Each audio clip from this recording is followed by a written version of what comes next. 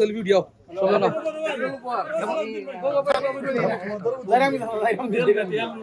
আজকে আমার বন্ধু আতিকুর রহমান লিটনের বিয়া। তো আমরা এই প্রত্যন্ত অঞ্চল কুলাউড়া উপজেলার পাহাড়ি বেষ্টিত এলাকা টাট্টিল গ্রামে।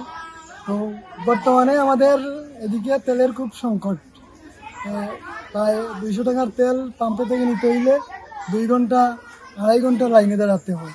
এই সংকটময় সময়ে বন্ধুকে কিছু তেল উপহার দিলাম।